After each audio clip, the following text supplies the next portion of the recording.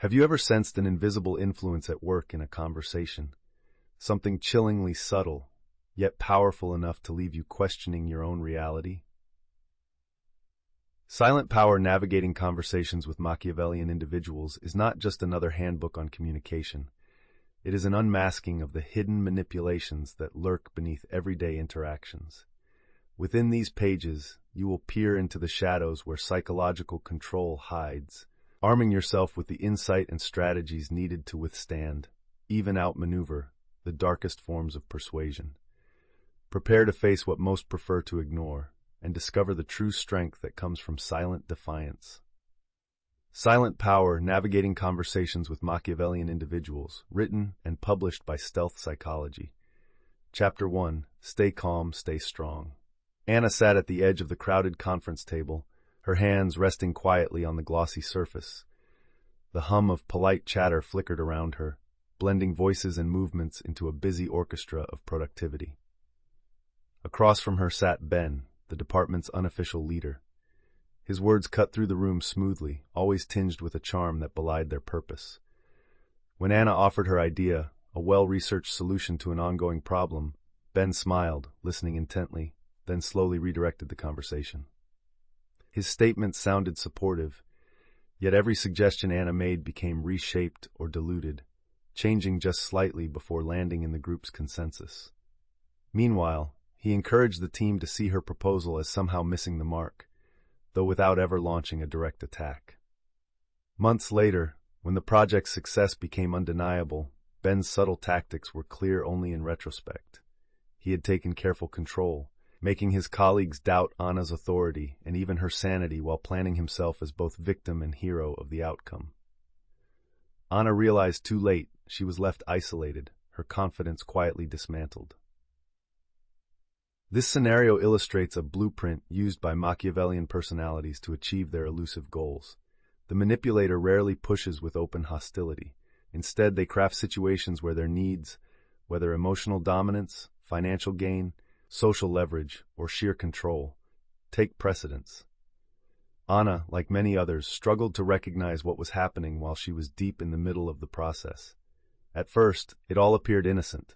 Suggestions seemed reasonable. Feedback from Ben was always softly delivered. But slowly, her contributions lost their value, and her social standing weakened as others were gently steered away from supporting her. The manipulator's real genius lies in the creation of subtle, psychological fog, a haze that numbs instincts and gradually erodes the target's resilience and self-determination.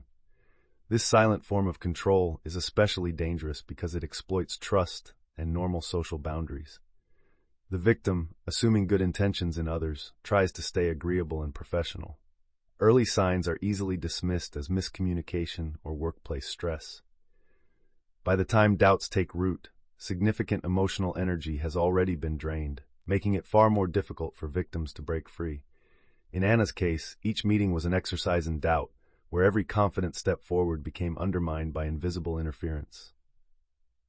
This is the moment where calmness, a steady inner discipline, becomes both shield and anchor. Psychological manipulation flourishes in chaos. The manipulator draws strength from your uncertainty, your emotional reactions, your wish to be seen as cooperative and warm. Their ultimate aim is not always immediate or obvious, but the pathway involves systematically unbalancing their prey. A person without calmness is far more likely to react impulsively, to defend, to explain, to apologize, to comply. These reactions feed the manipulator's goal, solidifying their grip and deepening the isolation of their target. Once caught in this cycle, people rarely realize just how skillfully their emotions and decisions have been orchestrated. In this book, the first and perhaps most important lesson is to recognize this quiet war. The challenge is to remain steady even as covert forces gather around you. Only by grounding yourself in calmness can you withstand the manipulator's tactics, and only by maintaining unwavering strength can you hold on to your sense of self as your adversary seeks to quietly deconstruct it. As psychological manipulation weaves its way into conversations and workplaces, the consequences begin as nearly invisible tremors beneath the surface. Over time, however, these subtle disturbances wreak havoc on emotions, decision-making, relationships, and self-esteem, shaking the very foundation of an individual's spirit. Those subjected to these hidden tactics find themselves gripped by a persistent undercurrent of doubt. Their emotions become unpredictable storms, alternating between defensiveness, anxiety, guilt, and despair. The manipulator orchestrates situations that leave the victim uncertain about how to respond, injecting subtle clues or contradictions that destabilize well-established instincts. This emotional turbulence opens the door wider for even deeper influence, only serving to strengthen the hold of the manipulator. A deeper look into real-life accounts exposes how effective and insidious this influence truly is. Consider Marcus, a talented project manager who, after months of working under a subtly domineering supervisor, found that he increasingly questioned every decision he made. His supervisor never raised his voice, never issued direct threats, but consistently and skillfully reframed Marcus's successes as collective achievements or cleverly pointed out supposedly overlooked flaws. Marcus went from being a confident leader to a man overtaken by self-doubt, shutting down innovative ideas before they were shared and ultimately retreating into cautious silence. Colleagues watching from the outside observed what appeared to be a lack of initiative or passion, completely unaware of the psychological campaign eroding Marcus's confidence behind closed doors. Psychological research has confirmed how disturbingly easy it can be to erode another person's sense of self-value. The well-documented gaslighting phenomenon, for example, illustrates how constant, low-level doubt and intentional misdirection leads people to question their memories, perceptions, and even their sanity. Studies into social influence and compliance show that repeated exposure to manipulation leaves victims more inclined to second-guess their choices or defer to the manipulator's interpretation of events. The essential tragedy is that these responses are terribly human. Most people want to be cooperative, liked, and considered competent in their communities and workplaces. It is this vulnerability that Machiavellian individuals exploit by cloaking their agenda in apparent concern, mentorship, or even affection. Relationships often bear the brunt of the manipulator's work. Isolated from friends and allies by engineered misunderstandings or covert suggestions that no one else understands you, the victim's world narrows. Friends pulled aside for quiet words begin to view the target as unstable, insecure, or even a troublemaker. Thus, the manipulator can fracture loyalties and redirect trust in their favor. The cumulative emotional fallout darkens the victim's mood, increases isolation, and ultimately weakens social supports that could provide clarity and resistance. Meanwhile, the manipulator continues, always operating below the threshold of open confrontation, with the result being a profound erosion of self-worth and mental peace for their target. Why do so many intelligent, capable individuals fall for these tactics? The heart of the answer lies in the manipulator's expertise at staying invisible. There is no dramatic confrontation, no single moment to fight back decisively. Instead, there is a gradual war of attrition, waged via hundreds of small encounters that never quite add up to identifiable abuse, until quietly the damage is done. Research consistently shows that the more subtle the manipulation, the less likely we are to detect it, especially when delivered by someone we want to trust or impress. This underlines the importance of understanding these subtle power plays and ultimately mastering the art of calm as an essential first act of self-protection. In the following section, you will learn how to recognize the hidden warning signs of manipulation, those red flags often overlooked or misunderstood, but so vital to preserving your inner strength. The art of manipulation requires more than just cunning verbal tactics. It begins with the careful selection of targets who display certain vulnerabilities. Machiavellian individuals rarely cast their net indiscriminately. Instead, their predatory instincts are attuned to those who exhibit qualities of openness, empathy, and a willingness to please, traits that, while admirable, provide subtle inroads for exploitation. They often gravitate toward individuals who are conscientious or accommodating, those who find it difficult to say no or set boundaries. Newcomers to a workplace, the recently isolated, or those navigating periods of self-doubt are especially susceptible, as the manipulator perceives these moments of transition and insecurity as opportunities to assert control invisibly. Consider Sophia, who joined a thriving company eager to forge new professional relationships. Almost immediately, she was approached by Tom, a charismatic colleague who seemed genuinely interested in her ideas and her adaptation to the team culture. Tom's attentiveness was flattering, and Sophia felt grateful to have such a helpful ally. Gradually, however, she noticed that their conversations left her second-guessing basic decisions. Whenever she questioned group directives, Tom would rearrange their discussions, weaving in stories of company norms and shared expectations. His phrasing implied a subtle warning. Stepping outside the group's pattern might have unspoken consequences. Eventually, Sophia found herself conforming to unvoiced rules and seeking Tom's approval before suggesting innovations. In friendships, the manipulation follows similar contours. David, still nursing wounds from a failed relationship, confides in Amy, a colleague who presents herself as his empathetic supporter. Amy listens intently to David's concerns, offering gentle encouragement and practical advice. But slowly, David becomes increasingly reliant on Amy for emotional validation. She is quick to point out when others fail to appreciate his efforts, implying that she alone sees his true worth. Through a succession of small, seemingly supportive moments, Amy becomes David's main emotional anchor. Now isolated, David learns to navigate his decisions, social, professional, and even financial, with Amy's preferences in mind. The manipulator thrives by subtly inserting themselves into the small, uncertain gaps of another person's trust and self-perception. The psychological atmosphere grows hazy when a manipulator executes these tactics. The target starts by feeling an uncharacteristic sense of gratitude. What began as support or camaraderie shifts quietly into dependency. As adjustments to personal choices compound, the victim experiences creeping confusion and a growing aversion to confrontation. Soon, previous boundaries begin to blur until it becomes difficult for the individual to discern where their preferences end and the manipulator's influence begins. Over time, a feedback loop establishes itself. The more the target adapts to please the manipulator, the more validation they seek, and the easier it becomes to control their reactions. Learning to spot these patterns is not only difficult but necessary. Manipulators exploit the natural human inclination toward trust and belonging, needs as essential as food or sleep. By closely examining such scenarios, readers gain clarity about the stages of manipulation. The identification of a suitable target, the gradual assertion of influence, and the subtle shifts in thinking and feeling that enable the strategy to succeed.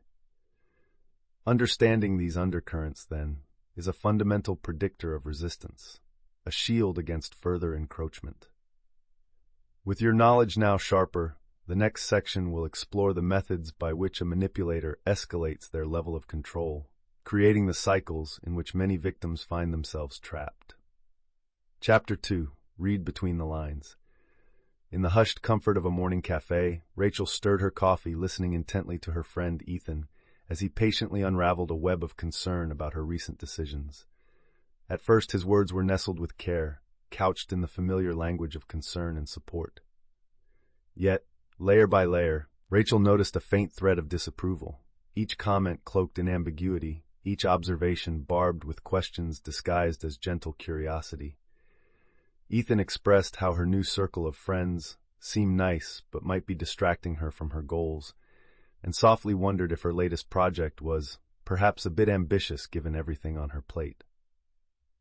While these weren't outright criticisms or orders, Rachel could sense discomfort settling in, a subtle but undeniable impression that her life was veering off course according to someone else's quietly shifting expectations.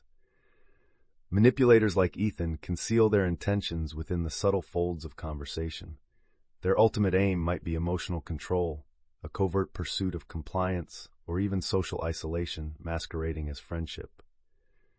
Instead of drawing harsh lines or delivering clear ultimatums, the manipulator uses carefully chosen words and pauses to sow uncertainty. The victim, desperately searching for clarity, is left to decipher the meaning hidden between the lines, rarely suspecting that each layer of ambiguity adds to their confusion and vulnerability. Over time, what seems to be helpfulness or caring curiosity begins to influence decisions and alter behavior. Rachel, for example, soon hesitated before accepting social invitations or sharing her ambitions, afraid of what subtext might follow in that familiar, concerned tone. This dynamic is the nucleus of psychological manipulation, the rewriting of someone's reality not through bold accusation, but through suggestion and insinuation. Few understand how profound and far-reaching this impact can be. Not only does the victim become anxious about disappointing the manipulator, but they also start to doubt their own intuition. When praise always comes with an asterisk, or encouragement feels conditional, minor decisions begin to feel like tests. The manipulator builds an environment in which the victim constantly scans for cues, trying to avoid conflict or disapproval that is seldom directly articulated. The result is a slow erosion of confidence, with the victim laboring under the false comfort of a relationship that offers guidance while quietly extracting freedom. There is a stark danger in failing to read between the lines, a danger that emerges too late as the intricate emotional net tightens its hold. By the time the victim recognizes that genuine care was actually a subtle campaign for compliance or control, their sense of self has already faded behind layers of self-doubt and second-guessing. Most tragically, this form of manipulation often wears the mask of affection, support, or wisdom, making resistance feel like ingratitude instead of self-defense. This chapter aims to lift the veil and reveal the silent mechanisms behind the manipulator's words, so you may better defend your boundaries and rediscover the power of trusting your own judgment before the cost of silence grows too high. The subtlety of a manipulator's language creates confusion that slowly corrodes emotional stability. When you endure constant questions cloaked as compassion or receive advice laden with suspicion, your emotional landscape becomes foggy and unreliable. Instead of sensing security and self-worth in your relationships, you detect a growing chill of self-doubt and wariness. There is a quiet war at play, one fought with uncertainty and hesitation. The manipulator's power is not in direct confrontation, but in nurturing silent insecurity, creating a landscape where simple choices begin to feel emotionally dangerous. You second-guess your laughter, your dreams, your friendships, and even your right to defend yourself. Confidence quietly dissolves as the person on the receiving end begins to mistrust their own judgment, constantly adjusting their choices to anticipate the unspoken wishes of the manipulator. Case studies make these intangible effects starkly real. Take Elena, a gifted university student who befriended Maya, a senior known for her wisdom and calm. Maya was always ready with advice, usually exacted as reflective questions. Do you think you're really ready for such responsibility so soon? Or, are you sure your other friends have your best interests at heart? Elena initially felt grateful for Maya's guidance, but as the semester progressed, she noticed her anxiety increasing before every major decision. Sleep eluded her as she played every conversation back in her mind, searching for implied judgments. She withdrew from some friends, constantly hesitating before accepting invitations. Her world gradually narrowed, shaped by the invisible architecture of Maya's influence. What began as nurturing became psychological restriction, and Elena rarely recognized that it was happening, because every step seemed, on the surface, rational and well-intentioned. Research in social psychology has confirmed the devastating impact of ambiguous manipulation on decision-making and self-esteem. Gaslighting, a tactic characterized by making a person doubt their reality through suggestion and subtle contradiction, leads to profound self-doubt and compliance with the manipulator's reality. One study published in the Journal of Interpersonal Violence found that people subjected to repeated invalidation, even of minor experiences, gradually lose faith in their own perceptions. Their ability to make decisive, autonomous choices withers, replaced by heightened sensitivity to criticism, a chronic need for reassurance, and an unsteady sense of self. The manipulator, meanwhile, thrives on this fog of confusion, fueling it through carefully crafted ambiguity and emotional withdrawal when their influence is challenged. This constant ambiguity infiltrates every aspect of life. Relationships that should provide warmth and support become sources of exhaustion and quiet conflict. Family members, romantic partners, or coworkers become gatekeepers over a person's self-regard, wielding suggestion where there should be clarity. At its most extreme, this process leads to isolation. Victims gradually detach from others out of loyalty to the manipulator or a belief that outsiders will only misunderstand or judge. By the time the pattern becomes visible, the victim's confidence has often been so depleted that breaking free feels reckless, even dangerous. People fall for these tactics because trust is a basic human need. Idealists want to believe in fair guidance, while those seeking community hope that concern is genuine. Manipulators recognize these needs, weaving reassurance and subtle skepticism into a powerful form of control. To defend against such influence, you must become attuned to the signals hiding in plain sight. The next part will unmask the subtle warning signs buried in conversation, the overlooked clues that mark the beginning of psychological entrapment. Reading between the lines begins long before a manipulator utters a single, ambiguous phrase. The selection of a target is often as deliberate as the manipulation itself. Perceptive manipulators scan their environment, searching for individuals who demonstrate not only openness and warmth, but an eagerness to please, a chronic desire for affirmation, or a visible vulnerability due to recent transitions or emotional upheaval. Some targets may simply be new to a social or professional setting, like a recent hire or a transfer student desperate to fit in. Others might be navigating a personal crisis, grief, loneliness, a break in close relationships, circumstances that create small fissures in self-confidence and belonging. Manipulators are drawn instinctively to these cracks, sensing their opportunity to establish initial contact under the guise of support or camaraderie. The process begins with careful observation. For example, Emma, newly transferred to a high-pressure department, quickly caught the attention of Victor, a seasoned team veteran notorious for veiled influence. Victor tested the boundaries subtly, offering unsolicited mentorship peppered with playful doubts disguised as constructive feedback. "Are you sure management explained this system fully to you?" he'd ask with a kind smile, planting just enough uncertainty to motivate Emma to seek his approval or additional help. As days turned into weeks, Emma found herself rerunning team emails for phrasing and asking Victor's opinion before finalizing decisions. Instead of focusing on her own instincts or skills, she interpreted Victor's micro-reactions as guidance, a shifting landscape in which ambiguity supplanted clarity, all engineered through language and tone, designed to shape her perceptions without outright commands. Similar tactics often surface in families and intimate relationships, where emotional bonds are sturdy but invisible lines are easier to bend. Malik, a college freshman, soon noticed his older brother Kareem routinely sowing mild doubt about Malik's friends and priorities. Kareem would express admiration for Malik's independence, but then gently imply that certain friendships seemed less dedicated, or that focusing so fiercely on academics might cause him to miss out on life. Over time, Malik began editing his stories to suit what he imagined would win Kareem's approval, withdrawing from plans and relationships he sensed would only elicit more questioning. While nothing overt was ever said, the unspoken rules grew clear. Malik's actions were more acceptable if they pleased Kareem, but always questionable if they deviated too far from his brother's standards. These real-life stories highlight the insidious psychological shifts born from ambiguity and doubt. The manipulated person is not dragged across boundaries, but led gently, step by step, into an ever-tighter circle of influences, each new adjustment feeling too small to argue, too subtle to expose. Eventually, their baseline for what feels secure or reasonable is remodeled to fit the manipulator's unspoken guidelines.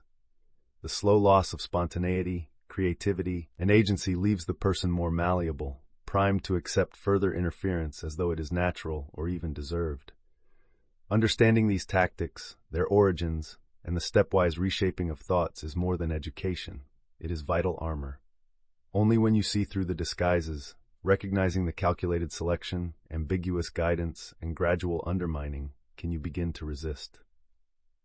Armed with this awareness, you will be better prepared to spot escalation and disruption when the manipulator raises the stakes, ensnaring their victims in damaging, self-perpetuating cycles, a subject that we turn to in the next chapter. Chapter 3. Don't Take the Bait. It was during a Friday afternoon team meeting when Tyler first sensed an uncomfortable tension in the room.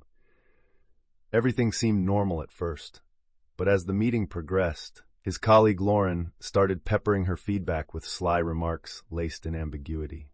Some people must have an easier workload since they're always quick to volunteer for new projects, she observed with a half smile, her gaze lingering just long enough to single Tyler out.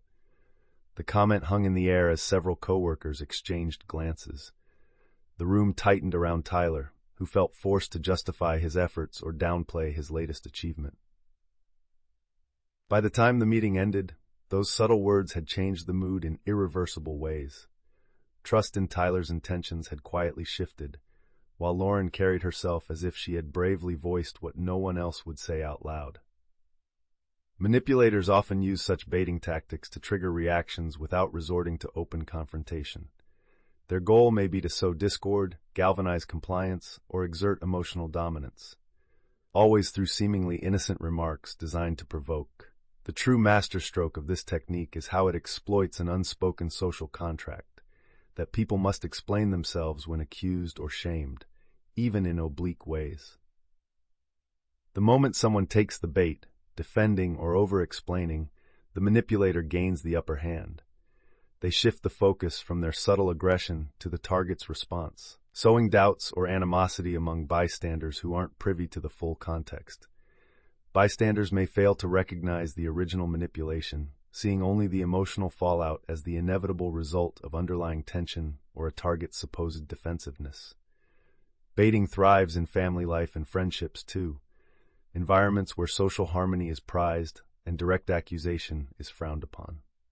Picture Sophia, whose sister repeatedly jokes that Sophia gets special treatment from their parents. The remarks are wrapped in laughter, disguising their sting, but after enough repetition, Sophia bristles at the dinner table, only to be accused of being oversensitive or selfish. The manipulator's craft lies in knowing when and how to provoke an emotional reaction, carefully avoiding clear-cut cruelty in favor of plausible deniability. Their lurking objective might be to isolate, punish, or simply destabilize their target, making the manipulated party look unreasonable if they protest and rendering them vulnerable to further isolation or ridicule. The insidiousness of baiting is that the manipulation is rarely recognized in the moment. The victim is typically left with the overwhelming need to defend, clarify, or lash back. This reaction, so natural and unthinking in the face of an attack, becomes the very sign others associate with instability or guilt. As a result, manipulators recede gracefully, feigning innocence or misunderstanding, while the group's perception quietly aligns with the narrative they set in motion. By the time the target recognizes the full extent of the trap, when accumulated reactions have rewritten important relationships or damaged reputations, the manipulator's work is mostly invisible, except to those who know precisely what to watch for. This chapter spotlights the crucial first line of self-defense, learning not to rise to the bait, but to observe and question the underlying motives before responding. This awareness is the first step in breaking the cycle and reclaiming control over your story, before manipulation can further erode your confidence or agency. Taking the bait, especially when it is expertly laid out, unleashes a chain reaction that quietly erodes emotional steadiness, decision-making power, and ultimately self-respect. The moment a victim falls for a manipulator's provocation, their emotional response may range from anger to shame or frustration, which not only throws them off balance internally, but also undermines their ability to think strategically. These reactions are rarely seen for what they are, a reasonable response to a carefully staged attack. Instead, others are likely to notice only the irritation or defensiveness, which then becomes fodder for further social questioning, accidental exclusion, or outright judgment. Research in social psychology has revealed the damaging power of these dynamics. A pivotal study on emotional provocation, conducted by Williams and his team at the University of Michigan, demonstrated that individuals forced to defend themselves in ambiguous yet hostile group settings reported significantly higher levels of anxiety, self-doubt, and exhaustion than those in supportive environments. Anticipating more provocations, participants became preoccupied with monitoring group perceptions and rehearsing self-defenses, often to the detriment of their own needs and aspirations. This constant vigilance breeds anxiety and hyper-awareness, driving people to increasingly cautious or appeasing decisions simply to avoid future embarrassment or conflict. Over time, the fear of making things worse replaces authentic action, slowly chaining the victim's choices to the manipulator's covert agenda. Real-life cases further illustrate the severity of this pattern. Maria, a promising marketing executive, repeatedly found herself the topic of backhanded remarks at team lunches. Her supervisor would ask with mock friendliness, "Another big win, Maria?" Some people make it look easy, all while glancing meaningfully around the table. At first, Maria tried to dismiss the comments, laughing along to fit in. However, as the remarks persisted, she began to anticipate each gathering with dread, carefully selecting what to share or hiding her achievements altogether. In time, Maria's confidence in her relationships faltered. She second-guessed her every word and stopped volunteering standout ideas to the group, convinced she would once again be put on trial. What started as minor stings soon snowballed into emotional avoidance and professional self-sabotage, all as a result of taking the manipulative bait. The destructive fallout does not end there. Repeated exposure to baiting gradually reshapes self-perception. The internal narrative becomes tinged with doubt. Am I truly at fault, or just too sensitive? This fracture in self-concept makes the next provocation all the more effective, trapping the person in a feedback loop that ratchets up with each encounter. Meanwhile, relationships grow increasingly strained. Colleagues, friends, or family members, unaware of the original manipulation, finally see only friction and may distance themselves. The manipulator steps back, content that the social landscape now operates subtly but reliably in their favor. People are susceptible to these tricks not because they are naive, but because the trappings of politeness and social order compel them to commiserate, defend, and correct what feels unfair. The need for acceptance, and a fear of being deemed unreasonable or unstable, renders most people slow to step outside this false narrative. To break the pattern, one must first recognize the hidden mechanisms at work, learning to spot when a response is only furthering another's strategy. The next section will reveal the unspoken warning signs, those barely noticeable cues and patterns that often go undetected until the manipulator's hold is fully established. A manipulator's first step towards successful baiting is an almost instinctive assessment of potential targets. With sharpened awareness, they gravitate to those who exhibit emotional openness, eagerness to be liked, or high sensitivity to group dynamics. Individuals new to a workplace, those recently praised or promoted, and people with a history of conflict avoidance all present particularly fertile ground. Manipulators are quick to notice who nervously seeks approval after expressing an idea, who diffuses tension with self-deprecating remarks, or who cannot rest unless group harmony is restored. These signs are taken as silent invitations for subtle provocation, since such individuals are least likely to ignore a jab without some attempt at repair or clarification. Detailed case studies starkly illuminate the unfolding of these tactics. Mark, a new IT analyst, joined a tightly knit team where collaboration was prized over competitiveness. His supervisor detected Mark's habit of thanking everyone for their time after meetings and his unease at the first sign of professional disagreement. Within weeks, an older team member, Erica, began her campaign of baiting comments. She'd tease Mark playfully for trying too hard or joke that he probably never makes mistakes in front of clients. Mark, anxious to dissolve the tension and maintain favor, would counter the remarks with nervous laughter and overworked humility. Soon, other colleagues picked up on this new team dynamic. Meetings now had an underlying current of expectation, one in which Mark had to constantly prove himself again, always justifying his intentions even when nothing concrete was at stake. The manipulation was never explicit, but relied on the certainty that Mark would always rush forward to clarify, apologize, or reassure the group, becoming an easy target over time.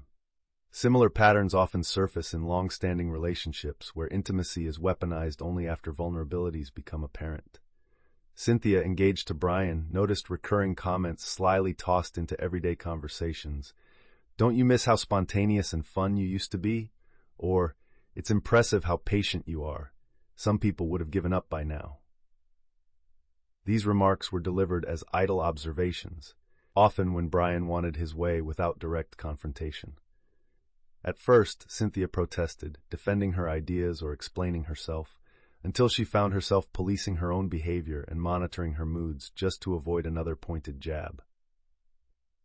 The baiting worked not by forcing her hand directly, but by causing a gradual shift where Cynthia's responses became guarded and strained, her decision-making process clouded by the anticipated sting of yet another underhanded attack.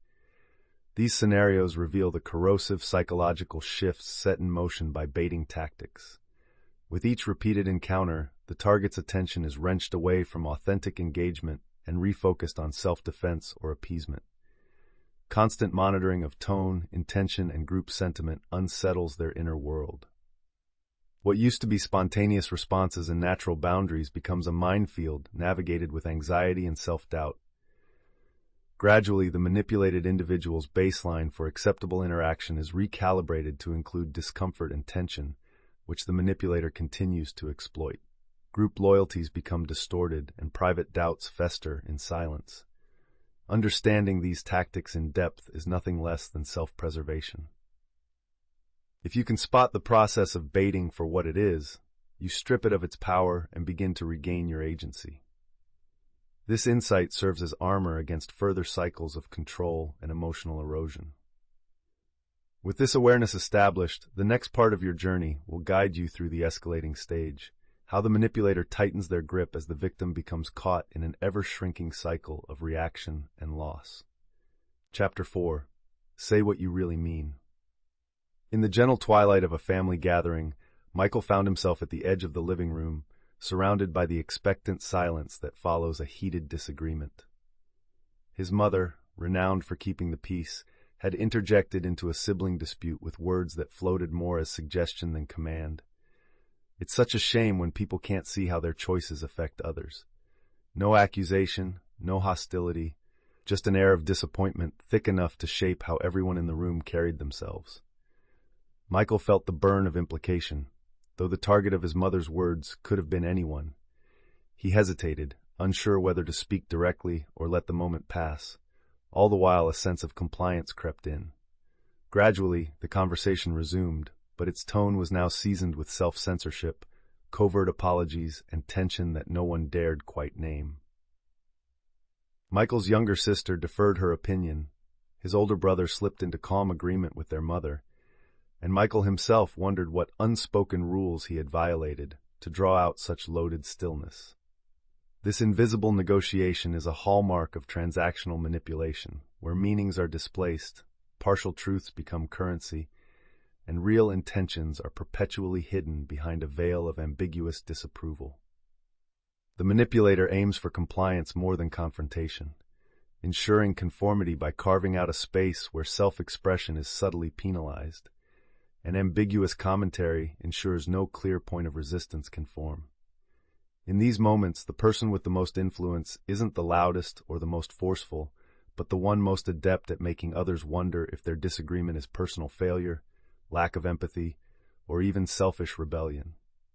The unspoken message is simple. Say less, yield more, and you'll keep the peace.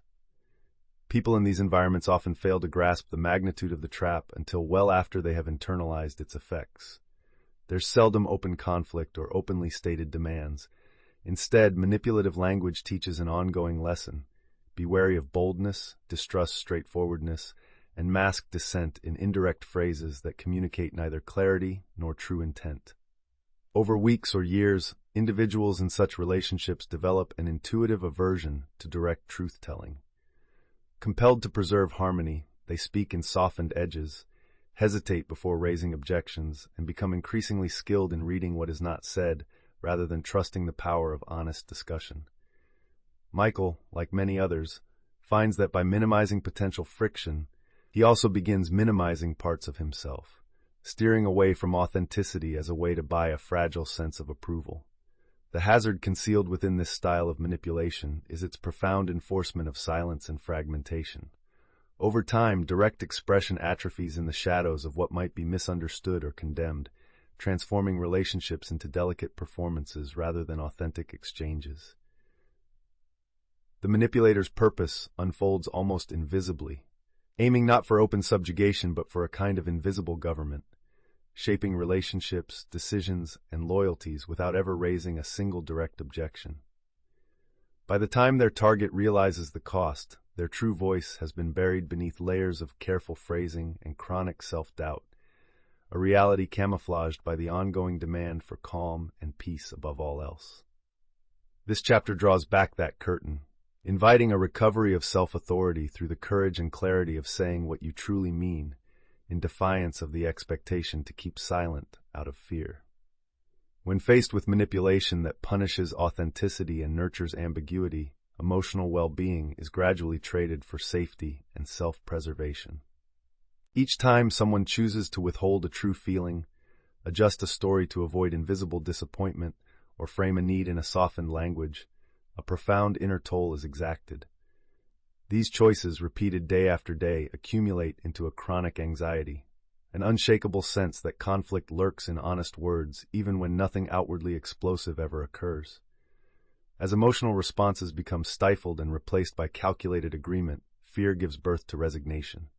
The overwhelming drive to maintain peace erodes the confidence to speak or act with conviction until, at last, a person's sense of self-worth is bound to their ability to predict and avoid the manipulator's inscrutable dissatisfaction. Decision-making within such a dynamic transforms from a straightforward internal process into a labyrinth of anticipation and guesswork. Too often, choices are filtered through mental rehearsals. What will they think? What if it disappoints? Will it bring another round of silent reproach? Even the most mundane selections, from leisure activities to career moves, become weighted with the potential for hidden critique. Those who live with this brand of manipulation soon notice that opportunities slip away not because they are incapable, but because they have learned to question the acceptability of each desire before ever attempting pursuit. This tension bleeds into every relationship, as family, friends, and lovers all become participants, willingly or not, in a ritual of watchfulness and strategic half-truths. Genuine connection is starved while surface calm takes its place. Case studies in both family and workplace environments underscore the severity of these effects.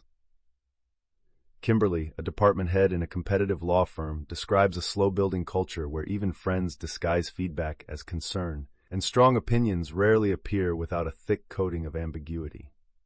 When Kimberly first arrived, her direct communication style sparked discomfort and subtle marginalization. Over time, she responded by softening her voice and avoiding straight answers, hoping it would shield her from the low-burning disapproval that never announced itself plainly. However, this adaptation not only strained Kimberly's sense of integrity, it also signaled to colleagues that indirectness was expected, multiplying the cycle until candid speech almost disappeared from her professional life.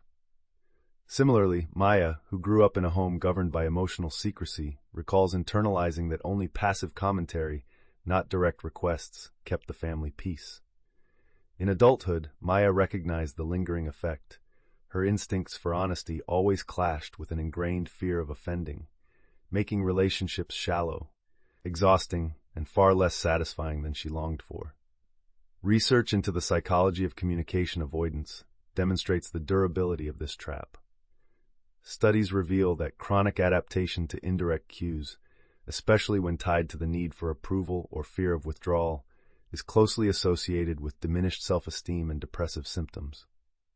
People fall for these manipulation tactics because the penalty for disagreement is rarely explicit. Instead, silence, withdrawal, or a subtle sense of isolation do the heavy lifting, convincing the target that harmony depends on their continued compliance. All the while, the sense of invisibility and self-abandonment grows.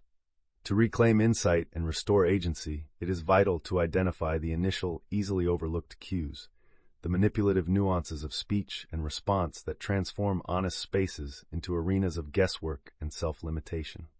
The next part will unveil these warning signs, allowing you to map the points at which manipulation silences your authentic voice, making it possible to regain control before the pattern tightens further.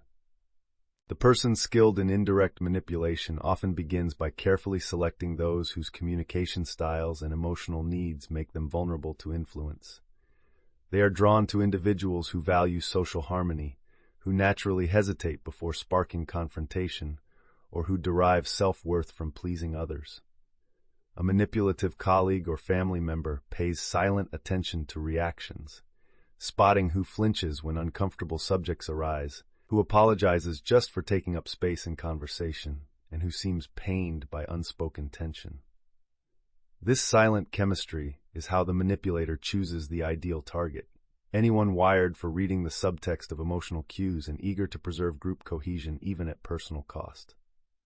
To illustrate, consider Zoe, an enthusiastic contributor at her design agency, known for her creative ideas and genuine desire to make the team environment welcoming. The agency's senior manager, Mark, observes Zoe's sensitivity to mood shifts during meetings and her talent for smoothing over disagreements. When a new high-budget client arrives, Mark takes every chance to steer feedback to Zoe in suggestive, opaque ways. "I guess some people might feel a little rushed with your timeline, though I'm sure your instincts are correct." Zoe feels herself shrinking away from direct assertion, more focused on scanning faces for signs of approval than on defending her choices. Over several weeks, her enthusiasm ebbs as she spends more time editing her language and less enjoying her creative process. Mark has never openly corrected or criticized, yet his ambiguous cues guide Zoe into a landscape where self-expression is risky and reassurance must always be sought. The brilliant clarity that once fueled Zoe's work is replaced by cautious, second-guessing compliance. At home, similar patterns unfold. Daniel, the youngest in a family where harmony is prized over honesty, offers to host a holiday dinner for the first time. His aunt, skilled at unspoken direction, compliments his initiative with a gently loaded observation. "You're brave to think you can handle the whole family. Most people wouldn't want that responsibility." Daniel laughs along, but the words stick to him. In the days leading up to the dinner, he seeks approval from siblings, asks repeatedly how guests expect things to be done, and grows anxious each time another subtle reminder drops from his aunt. By the event's end, Daniel's sense of accomplishment is diluted by lingering uncertainty. His vision for the dinner has been lost to so many minor course corrections that he no longer recognizes what he originally wanted. These real-life moments reveal how manipulation through indirectness remakes a person's sense of reality. The target's world tilts gently but steadily toward self-silencing and hypervigilance. With each passing week, their focus migrates from authentic contribution to anticipating invisible landmines. Healthy self-expression becomes a blurry concept as the manipulator's subtle cues, compliments wrapped in warnings, sideways validations, or gentle corrections, condition the target to see assertiveness as selfishness and honesty as a threat to peace. The person slowly becomes more deferential, their decision-making hijacked by the constant scanning for implied approval or threat. Grasping the process by which manipulative individuals identify and recondition their targets is critical for your own self-defense. It isn't just about withholding direct criticism. It's about dominating the invisible space between what is said and what is truly meant. Recognizing the incremental sacrifices you make in these settings is the first act of reclamation. This understanding is your initial shield, making it possible to stand firm before any cycle of control deepens. As we continue, you'll uncover how these subtle exchanges escalate, trapping victims in repeating loops that are difficult to escape. Gaining knowledge of such tactics is not just about protecting your voice, but about regaining the confidence to speak it. If you found these insights valuable or eye-opening, consider supporting this series. Like, comment, and subscribe to reinforce your own path toward clarity and resilience. Chapter 5. Keep your space clear. On a Thursday evening, Ava walked into her living room and immediately felt her chest tighten. The air buzzed with the echo of an argument she hadn't even participated in, and yet, as she surveyed the scene, the source was not obvious. Her partner, Drew, moved around the apartment appearing agitated, shifting objects senselessly, sighing or muttering just loudly enough to be heard.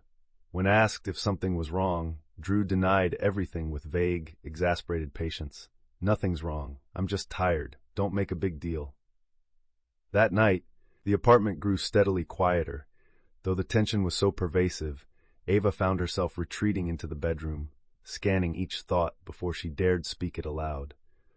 The boundary between the two of them felt muddled, as if Drew's storm now lay hidden in every corner of the flat. Breathing out slowly, Ava stared at the ceiling and wondered when she had last felt it was actually her own home. What Ava was encountering was not simply moodiness or temporary frustration. She was within the terrain of psychological boundary violation, where the manipulator slowly takes over shared or personal environments for the purpose of emotional control. The manipulator's real aim is to ensure the space feels unpredictable and emotionally unsafe unless one conforms to their subtle rules. Silence, rearranged routines, unexplained mood shifts, or guilt-laden withdrawals all serve as signals. Explicit rules aren't uttered, but the implicit message is unmissable. The physical and emotional zones you once considered yours are being subtly colonized. By gradually shifting emotional weather in the living or working environment, the manipulator ensures the victim's primary goal becomes compliance, or at the very least, avoiding conflict and not disrupting the fragile peace. This occupation of space is rarely recognized for what it is while it happens. To outsiders and to the victim initially, it appears benign or easily explained. Simply someone's bad day, perhaps, or an unfortunate clash of personalities. Yet, the sustained presence of anxiety and caution in your own domain sends strong signals that something deeper and more organized is at work. Victims gradually minimize their actions, reduce their voice, and hesitate before enjoying what once brought comfort or happiness. Drew's agitation, rather than provoking argument or dialogue, pressed Ava into smaller and smaller corners of emotional expression.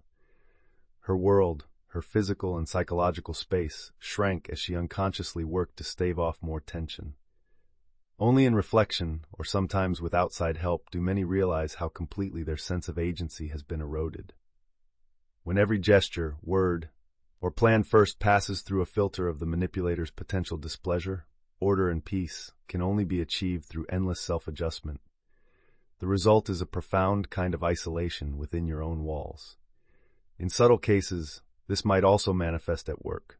A controlling boss constantly checking in, unspoken open-door rules, or ongoing, polite critiques that cause employees to treat their desks like contested turf rather than creative safe havens.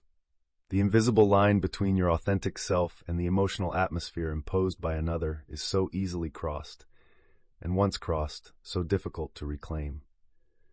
In exposing this hidden process, this chapter invites you to see the urgent importance of protecting your space, before the walls you need for your freedom become the very limits of your captivity.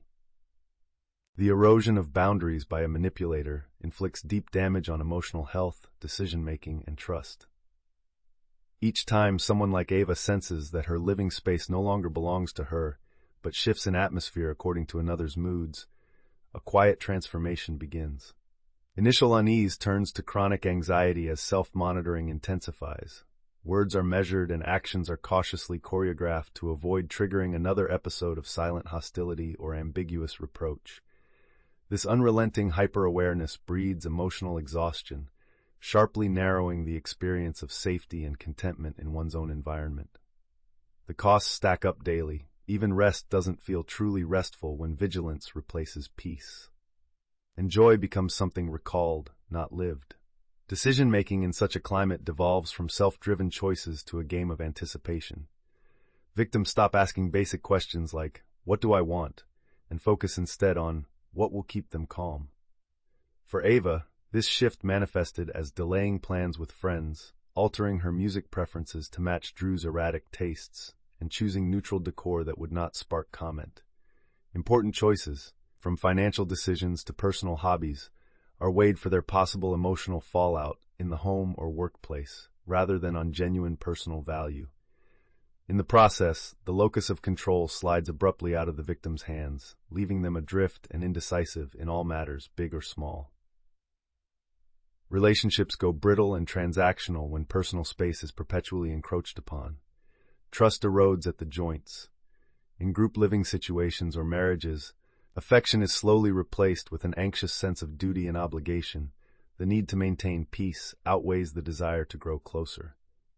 The affected person begins to divide their life into zones, the parts that feel safe often shrinking, and the parts to avoid, now contaminated by criticism or unpredictable moods. Isolation creeps in, diminishing opportunities for joy, intimacy, and authentic companionship in the company of others. Left unchecked, this cycle eventually saps all vitality from the relationship, driving emotional distance within proximity and teaching victim and manipulator alike that silence is the only defense. Case studies only make this phenomenon more tangible. Take James, whose office desk was positioned at the edge of his supervisor's direct line of sight. His supervisor practiced an innocuous open-door policy. But James noticed each day how just a slight shift in mood or a question about where he was would keep him anchored to his workspace. Mid-afternoon coffee breaks stopped. Casual conversations evaporated. By quarter's end, James altered his workflow entirely, avoiding creative projects for fear of inviting too much attention. According to Dr. Terry Apter's research at Cambridge, when people sense their physical or psychological space is under threat, they default to restriction, avoidance, and appeasement, habits that corrode self-worth and weaken the urge to resist. This slow capitulation is not born of weakness, but of conditioned fatigue, further deepened when boundaries are ignored or rationalized away by the manipulator's reasonable moods or needs. Many fall for subtle encroachment because it arrives incrementally, disguised as normal moodiness, necessary feedback, or the everyday sacrifices relationships require. The tipping point, when one realizes how drastically freedom has been limited, often arrives only in hindsight, by which point reclaiming lost ground feels treacherous or even impossible. The challenge is recognizing the first signs of boundary theft, those moments when a room, relationship, or routine grows tense, unfamiliar, or quietly hostile. The following part will illuminate these overlooked clues, equipping you to spot loss of personal space before it becomes your new restricting normal. Manipulators seeking to claim territory, be it physical, emotional, or psychological, rarely act at random. They possess a keen radar for the vulnerabilities of those who are accommodating, conflict-averse, and eager to nurture peace. The ideal target is someone who apologizes preemptively, who steps lightly around the emotional landmines of others, or who routinely adjusts boundaries to avoid tension. These tendencies are often mistaken for maturity or emotional intelligence, when in truth they betray a dangerous readiness to bend under pressure. To a manipulator, these signals are not just visible, but magnetic, beckoning with the promise of access to unriposted influence. Consider Alicia, settling into a new apartment with 2 roommates. Early on, her roommate Jamie monitors common areas, opting to rearrange furniture and interject her preferences with the excuse of making things feel homey. Alicia hesitates to resist, thinking a cooperative spirit is necessary for harmony. But over weeks, the definition of shared continually contracts. Jamie begins to control when music is played or visitors come over, scolding subtly if rules are bent. The apartment, once neutral ground, shifts ambiance and energy according to Jamie's fluctuating moods. Alicia finds herself hiding in her room more often, minimizing her cooking to off hours and taking calls in the stairwell to avoid commentary.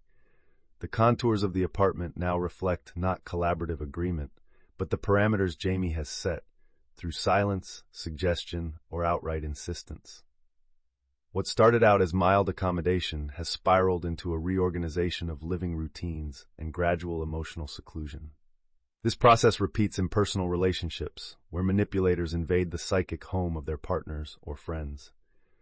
In one example, Ethan begins a relationship with Lucas, who cherishes shared independence.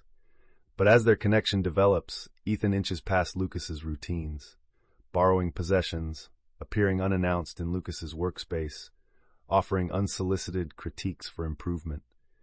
Each infraction is minor, framed as a gesture of intimacy or support, so that to push back is to seem ungracious.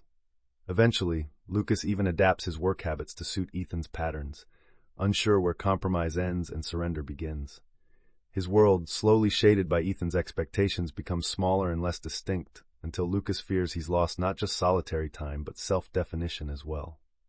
Psychologically, this pattern leaves indelible marks. the targeted person experiences tiny, accumulating withdrawals from their autonomy. Their mind is preoccupied with strategizing around mood or proximity, never quite free, always subtly diminishing. Confidence fades as their perceptions are overridden, and each concession lays the groundwork for the next. Every time a boundary is trespassed without consequence, the manipulator's strategy is reinforced. Every time the victim yields, their inner resilience thins yet another degree. Dissecting these dynamics is essential for anyone primed to reclaim personal space. When you recognize how manipulators identify and undermine boundary-weak individuals, you take back the awareness that can guide your resistance. This clarity becomes a filter. When someone's comfort requires you to cede your space, time and again, it is not thoughtful partnership, but subtle coercion. Understanding these moves and your reactions to them is the threshold of self-defense. Only with this vigilance will you be ready to confront and interrupt the next escalation, preventing repeated patterns of powerlessness. As the following sections continue, you will discover how escalated control traps victims in inescapable cycles, knowledge that is vital if you are to break free. If these insights have illuminated your own experiences or offered clarity, take a moment to like, comment, and subscribe. This helps you strengthen the boundaries of your own awareness and join a growing community dedicated to resilience and self-protection.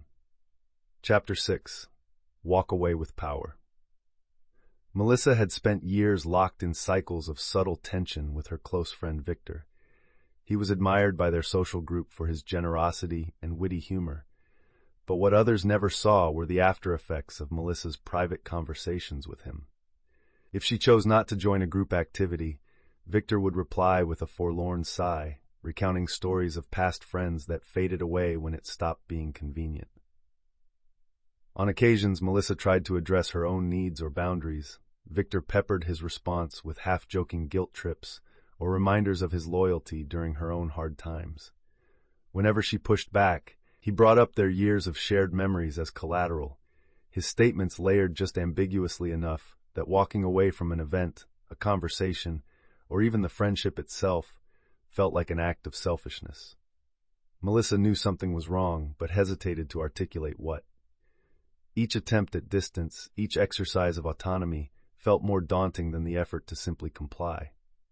Only over time, as exhaustion and resentment swelled beneath her polite exterior, did Melissa begin to ask herself whether loyalty meant sacrificing her peace indefinitely. In manipulative relationships, the ultimate aim is not always as obvious as conquest or visible victory. Often, the manipulator seeks to maintain compliance or control while keeping up the facade of intimacy or camaraderie. With Victor, the veneer of deep connection, a history built on favors, secrets, acts of generosity, became the very foundation of entrapment. By weaving guilt, obligation, and nostalgia into his requests, he ensured Melissa felt emotionally indebted and uncomfortable, ever asserting herself or leaving the dynamic. The illusion was maintained by never issuing demands outright. Instead, strings were pulled through implication and collective memory, binding the victim with invisible threads that are so much harder to break than open confrontation. The insidious complexity of these interactions is that most victims underestimate their depth and scope until withdrawal itself feels perilous. Rather than express outrage, the manipulator seems wounded or bewildered, hastily retreating into memories of shared hardship or old favors that can never truly be repaid. For Melissa, detangling her sense of worth from Victor's approval induced anxiety, the fear of group alienation, and cascading worries about what narrative would be spun behind her back. This confusion is the precise effect the manipulator relies on, so that by the time the victim contemplates leaving, their self-trust is already weakened, and the path to independence looks foggy at best, treacherous at worst. The unseen truth is that entrapment often masquerades as connection. Those on the outside may only see laughter and shared history rather than the manipulation, unwittingly reinforcing the cycle by urging patience, forgiveness, or compromise. The victim is left to navigate their doubts alone, believing their instinct to break away is itself a character flaw. By the time clarity touches their awareness, the courage to walk away must be rebuilt piece by piece, reclaimed from the emotional architecture shaped by the manipulator. This chapter is a call to pull back the shroud, to recognize that walking away is neither betrayal nor weakness, but the ultimate act of self-respect and silent power. For those who feel trapped, the first step is not to find the right words for goodbye, but to remember what true peace and freedom actually feel like beyond the circuitry of subtle coercion. When the lines between loyalty and manipulation blur, a pernicious erosion takes root, undermining emotional stability, clarity in decision-making, and any sense of self-worth. Victims such as Melissa, who live enveloped in a fog of guilt and unwritten obligation, gradually see their emotional landscape dominated by anxiety and exhaustion. A once straightforward no transforms into a maelstrom of anticipated repercussions. Fears of hurting someone, worries about disappointing a group, or an obsessive need to maintain the illusion of harmony. This heightened emotional vigilance drains energy, leaving little left for joy, self-exploration, or genuine affinity. Even small moments of relaxation become laced with the anticipation of the next subtle request or silent expectation. Decision-making becomes laden with internal negotiations that have very little to do with authentic wants or practical needs. Instead, every plan, whether declining an invitation, taking time for oneself, or making a career change, runs through a tangled mental filter built by the manipulator. Will this expose me to accusations of betrayal? Will others see me as ungrateful or fickle? Such self-questioning, especially when continually reinforced by passive-aggressive guilt or reminders of all that's been done for you, leads people to consistently undervalue their own needs. Research in relational psychology makes this dynamic abundantly clear. Dr. Shirley Glass's studies on covert emotional contracting reveal that individuals trapped by emotional indebtedness are far more likely to give up ambitions, detach from supportive relationships, and lose sight of their own boundaries. Over time, this invisible loyalty exacts a relentless toll, for the fear of stepping out is continually stoked by flashes of remembered intimacy. These consequences cascade through the architecture of relationships. Rather than being sources of support, social bonds become batteries of anxiety. Melissa, for instance, found herself apologizing for time spent with other friends, cutting short vacations that made Victor feel abandoned, and inventing justifications for moments when she tried to reclaim privacy. Her world grew smaller, every escape's cost analyzed through a prism of imagined ingratitude. Observers might label such withdrawal as simple shyness or introversion, never suspecting that the internal dialogue snapping at Melissa's heels was the real architect. Psychologists have long labeled this emotional blackmail, where loyalty and affection are quietly weaponized until the victim's needs seem selfish even to themselves. Self-esteem, when battered by these conditions, does not simply fade. It rewrites itself. If I assert myself, I'm at fault. If I need distance, it means I don't care enough. True loyalty is costly. The person internalizes these beliefs as their code, then shapes their identity within the glow of external approval. By the time the relationship is visibly lopsided, so many justifications and rationalizations have accumulated that it takes sustained effort and often outside support to break free. Most people remain susceptible to such manipulation, not out of ignorance, but from a human need for belonging, kindness, and a narrative of shared history. Manipulators understand this deeply, weaving sentimental ties and unpayable debts to snare the strongest and most giving. The victim, quietly isolated by misunderstood sacrifice, simultaneously dreams of escape and dreads its possible costs. The essential act, however, is to spot these emotional traps before resistance feels pointless. The following section will unmask the crucial early warnings of just such manipulation, bringing them into the light so you can chart a course out of their grasp and back toward autonomy. Manipulators who specialize in leveraging loyalty and affection are highly skilled in selecting their targets, often scanning for individuals with pronounced empathy, a sense of obligation, or a history of valuing relationships over personal needs.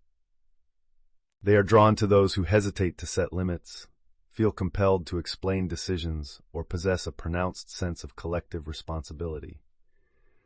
In group situations or close relationships, they pay keen attention to who regularly gives in for the greater good, or who struggles with direct confrontation.